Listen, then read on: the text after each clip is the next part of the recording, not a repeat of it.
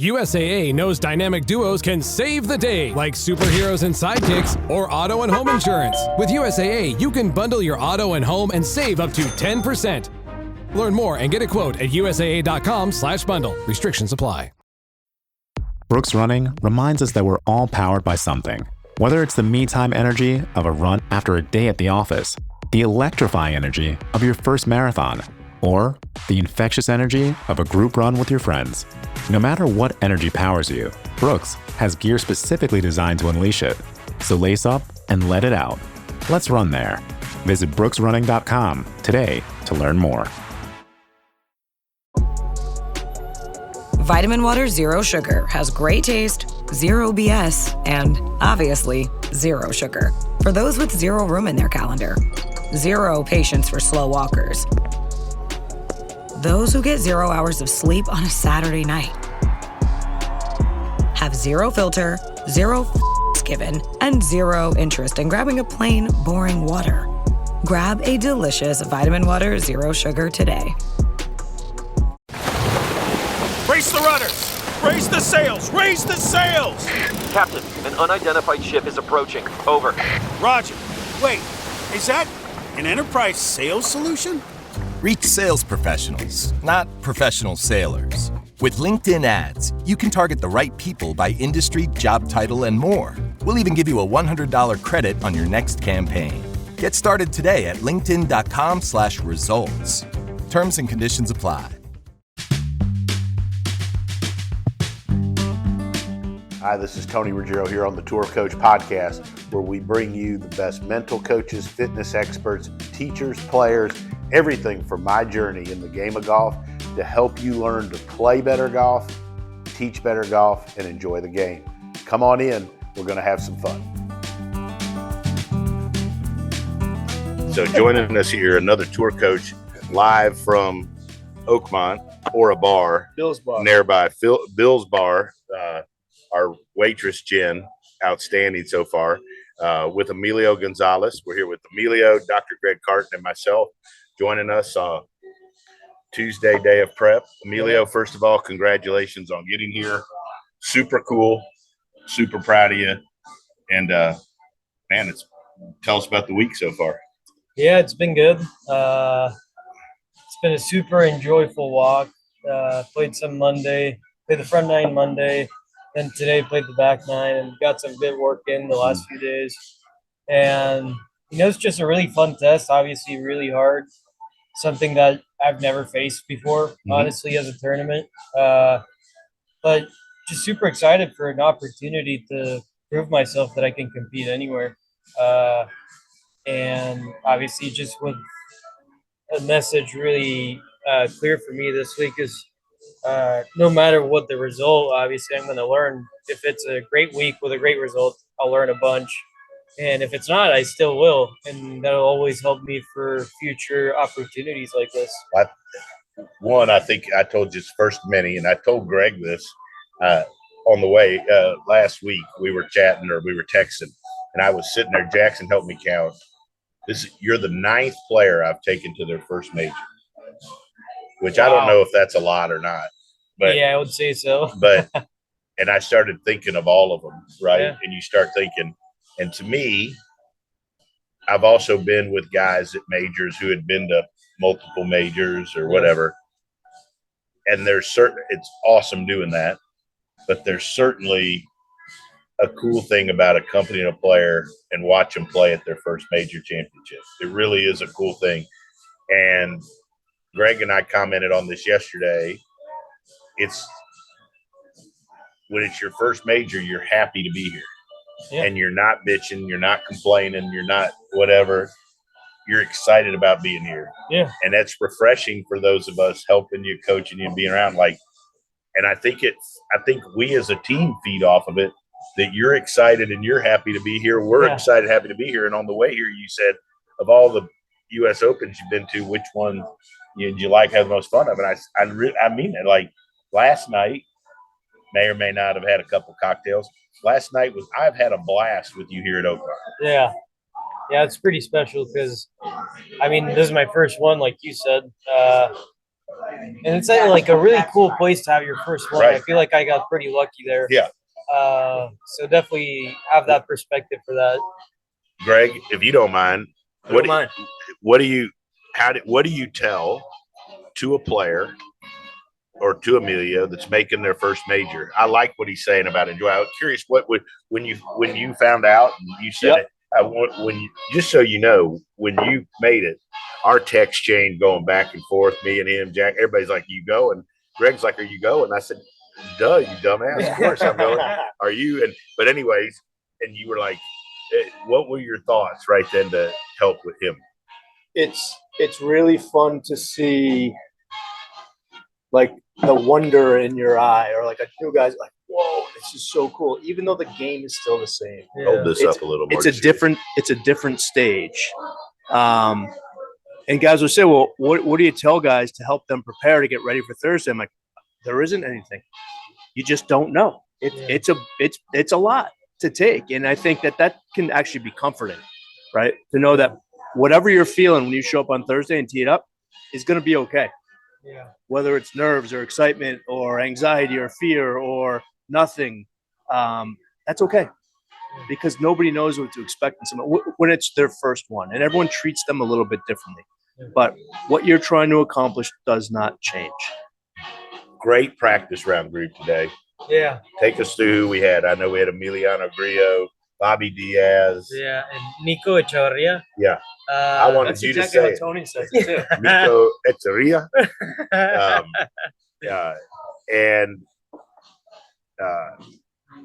I thought when the pairings came out, super cool pairing for you. Yeah. Be able to play with your friend and sort of a mentor on tour, Bobby Diaz, who's had some success and he's working his way back now. You two are paired together, 2 of the 3 in the first round. Either that or Donald Trump's going to send ICE to pick y'all up on the front 9, 2 Mexican tour players. But that ought to be the sound clip I'll put on Instagram, right? But so it's one of the two. It's either going to be a great experience or we're going to be calling a lawyer at 2:40. So one of the two. But anyways, you got to be excited about that. Yeah, on the Corn Ferry Tour, I've played a bunch of practice rounds with him. Mm-hmm. We like to go hang out, have dinner. Just a guy that I really enjoy being around. We have a good time together. And then his caddy is a close friend of mine too, so which is awesome to see as well, which is funny enough, Bobby's cousin. But it's a great opportunity at an awesome place. I can't ask for a debut in a major at a better spot. It almost feels like. I made this comment half joking. All right, here's Jen with our. We're live, but Jen's delivering the pretzels. Oh no, you're waving to the fans. Wave to everybody. Just say, "Hey, I'm Jen." Thanks, Jen. Yeah, and thank you. Thank you. We jokingly, as Greg has said, he's becoming very big in Mexico as a mental. He's growing. But we were joking, and I said, we joke at that, but that is how the tours are. Things work on tour. And one thing I've noticed more so with you was how close the community of Latin American players are. Yeah. How you hang out together. You speak, I don't understand what's going on. Yeah. And really notice that and how close you guys are.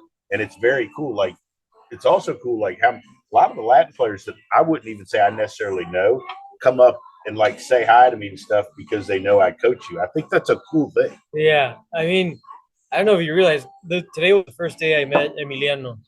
Really? And Didn't seem like it. yeah, and we had a blast, had a good time together.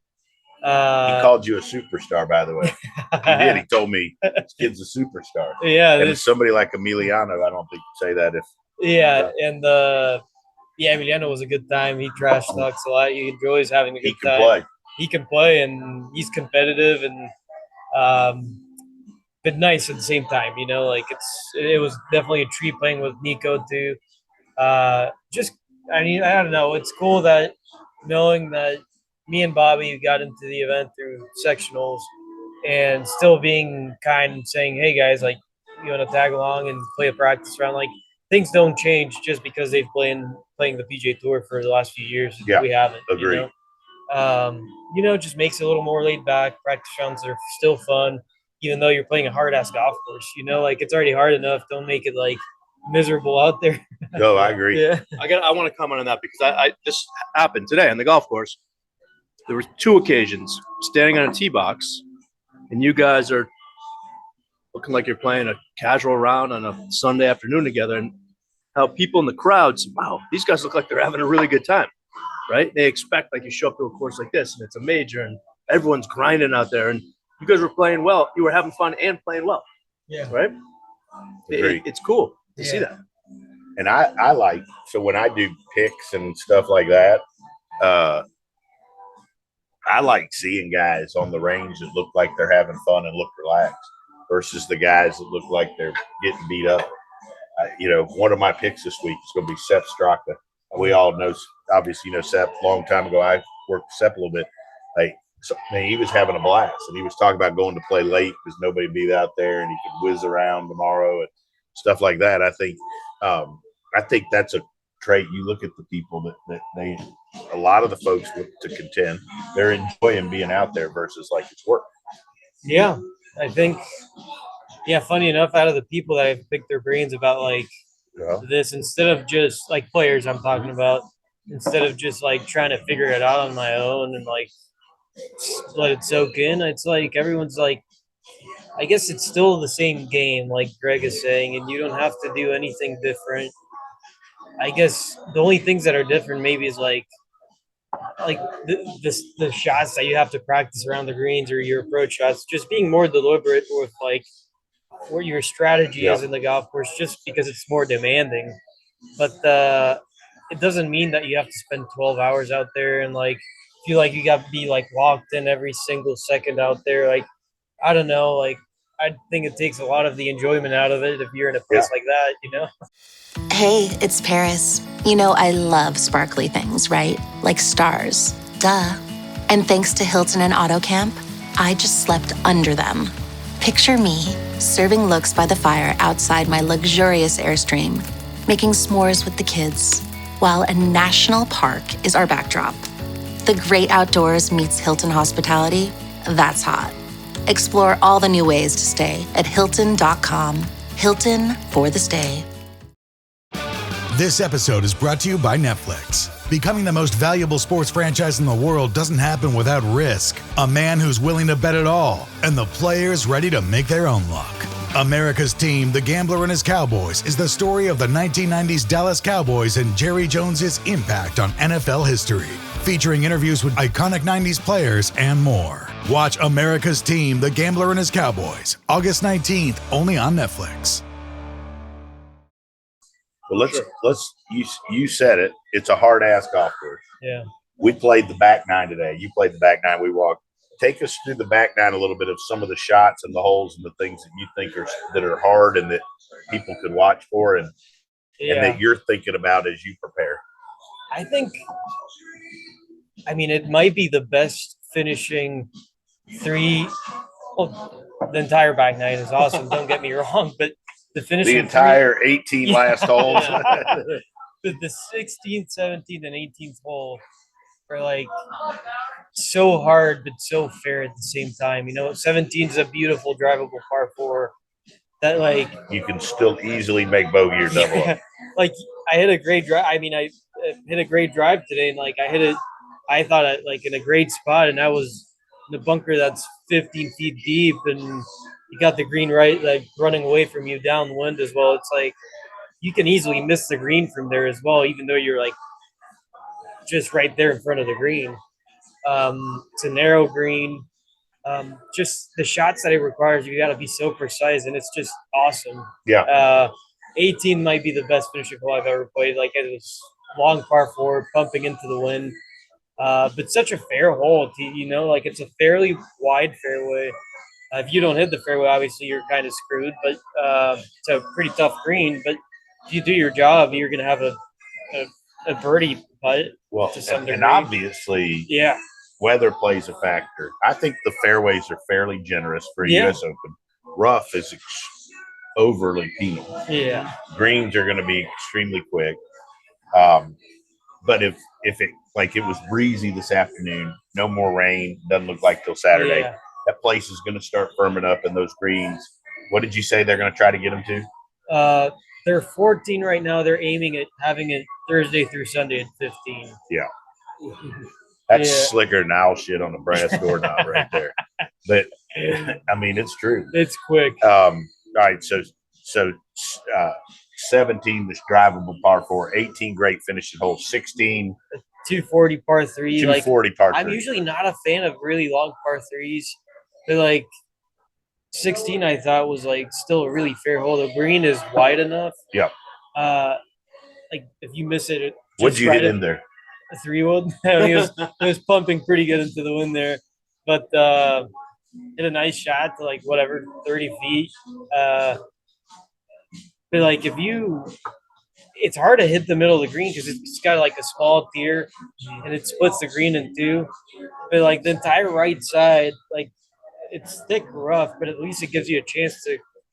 If you hit a good shot, you can get up and down. Yeah. I'm not saying easily, but like it's the place to be. Or short too. Short, I thought like it was a really severe false front, but it's just like it'll stay in the front of the green at least, and you can make it work. Right. But like, yeah, I mean, just 3 really good finishing holes where like, I don't know if many courses have that, like to finish a championship like that. It's pretty cool. So 10 to 12, what did you think of 10 to 12?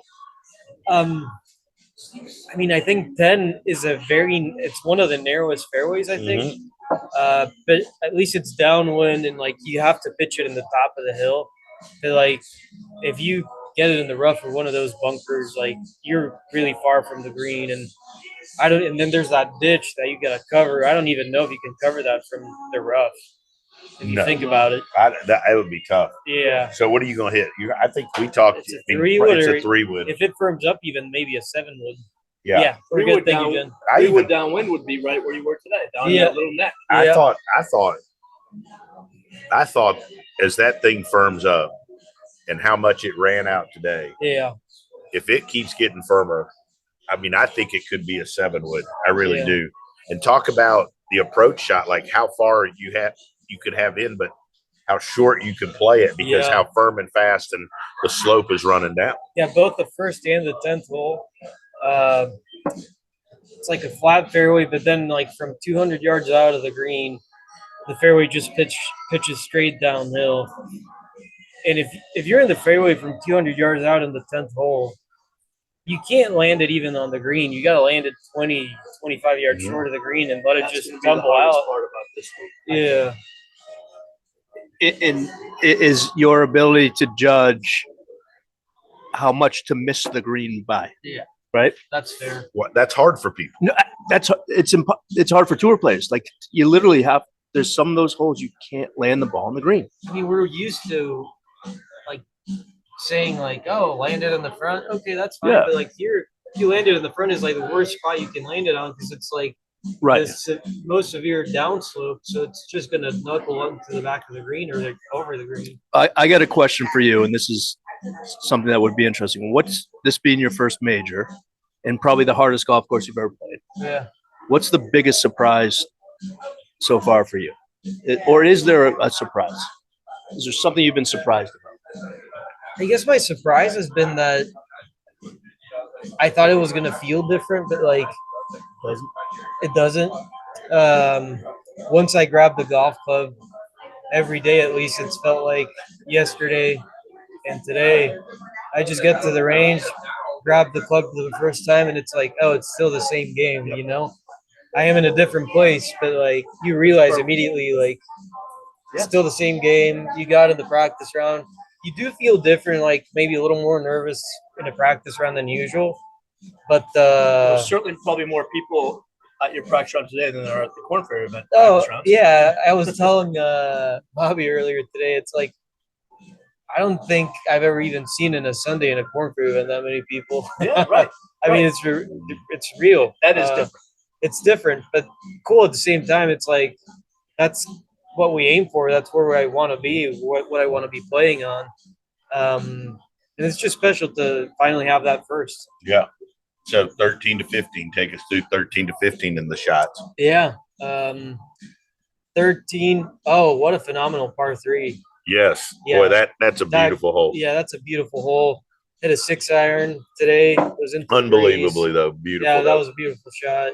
But the tough green, it's probably one of the toughest ones. It's got a lot of, I mean, I guess you could say it pitches back to front. But it's got other slopes in the middle of the green that divides the green in sections. And with the greens being so quick, like if you miss it in a pretty tough spot around that green, even to make 4 is like an accomplishment. So you really got to be careful with a shot that you decide and just controlling your distance with that approach shot. Yeah. 14 is a beautiful short par 4. It's like 375 yards, but super narrow fairway. And big lips on those fairway bunkers. Big lips in those bunkers, really thick rough. The green's actually not crazier. It's one of the flattest greens on the course. But I mean, funny enough, you got to talk about these things. But when you guys came up to me and said, "Hey, just for you to be aware, the right rough and the right bunkers are so much better than the left ones in that hole," just because at least you're pitched higher in the fairway and you can get it out further than the left Or ones. how about this, that you play less clubs so that you could be in the middle of the fairway bunker versus the front of the fairway? No, exactly. You got to think about those things. The driver gets you to the lip of the bunkers, right? Which you can't. And you can't cover the bunkers either. It's almost pointless. Yeah. And the 3-wood, if you somehow don't hit the fairway by some reason, you may have at least you have a shot. At least you have a normal fairway bunker shot, and you're not just chipping out sideways to the fairway. You're tuned into Auto Intelligence, live from Auto Trader, where data, tools, and your preferences sync to make your car shopping smooth. They're searching inventory. Oh, yeah. They find what you need. They're gonna find it. You can make a budget for your wallet to help you succeed. Pricing's precise and true. So true. It's smarter car shopping. Ooh. Just for you. Oh, it's just for you. Ooh. Find your next ride at autotrader.com. Powered by Auto Intelligence. Walmart Business is in the business of saving you time, money, and hassle. Whether your business started in a garage or is a garage, Walmart Business has the tools to help you get where you're going. Tools like free shipping, multi-user accounts, and just about any item your company needs. Even a double filtration cyclone dust collector. Yep, even that. Sweet. Walmart Business. It's the Walmart you love. Now for your business. Learn more at business.walmart.com. Terms apply. That's great. Yeah. And what was 15? Oh, just a 630-yard par 5. Yeah, that was it's 520 par 4. Was an impossible green. No, that was 15's a par 4. Yeah. I'm thinking of 12. Yeah, 15. That was a long hole. I piped the drive and had it was a little downwind, but same thing. We were trying to land the ball 30 yards short of the green to just keep it on. Yeah. Emiliano hit behind before me out of the first cut, and he landed it 15 yards short of the front, and his ball is still tumbled into the back rough of the middle of the green, and the pin was at the front. Yeah, I mean that's like you said, we're just not used to that. Right. Even if it's a front pin, if anything, you're maybe landed in the front. That's it. Right. I think that, and you hear this saying all the time, but the people that are successful here get better at hitting shots that they're uncomfortable with and that they don't normally have to hit. Right. And commit to it because, like you said, you're going to have to hit shots that you're not trying to hit it off the green. You're going to have to, you just go hit a variety of shots. And the short game shots around there. There's also going to have to be times that you're going to have to be disciplined and maybe not even play towards the hole and hit it 25, 30 feet. I like for guys to ask themselves the question, in a situation where you have a really difficult chip shot from around the green, what's the worst acceptable score I should make here? Yeah, I mean, it sounds silly to ask you that you're 100% right.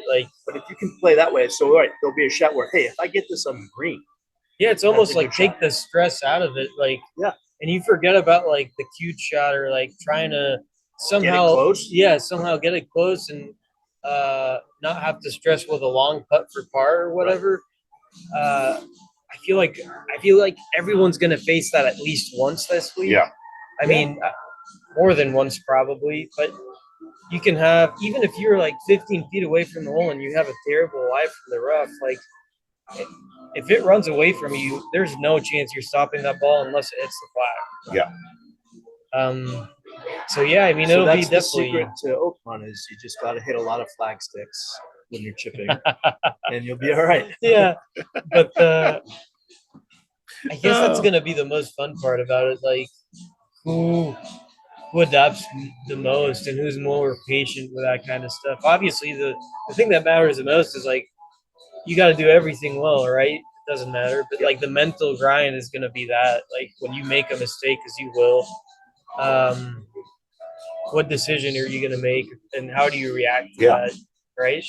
And like I said to you and Bobby and I were joking about, like, you know, if you got off and you bogeyed the first couple holes of Corn Ferry event, you feel like you're 28 behind. Yeah. Right. Here you're right in the mix. Right. Like, so understand it, you know, it's different. Yeah. And I think you have to be good at convincing yourself and telling yourself and getting your brain to understand that bogeys are going to be okay sometimes. Yeah. It's going to be okay. Yeah. Yeah, you make a point, and like I want to say that I'm aware of that. I mean, it's still not Thursday, right? But like that's one of my goals, right? Like being as patient as I can be. And that's Nani's job to help you with. Yeah, and I spoke to him already about it. It's like, hey man, like don't be afraid of like confronting me if you think I'm being way too hard on myself over like, I mean, because you can make bogeys out here without really hitting a bad shot. You know, bogeys. Like that's the thing. Hit good shots. And like where I've been playing the last few months, the Corn Ferry Tour, like that doesn't happen. Like maybe sometimes it's golf, right? But like out here, you can hit a decent drive, barely trickles into the rough. Like you're probably gonna make bogey, you know. And that happens. It's part of the game, and especially with this test. I mean, you can hit a really good drive in the fairway and hit a good iron shot and miss by a pace or two either way. You could hit 18 greens and shoot over par. Yeah, that's exactly right. Yeah. Like you cannot miss a fairway out here and still shoot over par because like if you don't hit it close, you have some really crazy lag putting. And if you're not sharp there. By the way, who won a wine on our lag putting drill today? This guy. You gave him a pretty unfair number to shoot for. One? Okay. Hey, I was thirsty. Emilio, awesome stuff. I think Greg seconds this. We're proud of you. Super excited about. We know this won't be the last. We're all together, but super excited about being here with you on the first, and enjoy the rest of the week and let's have some fun. Absolutely. I'm really excited, and thanks guys for being here.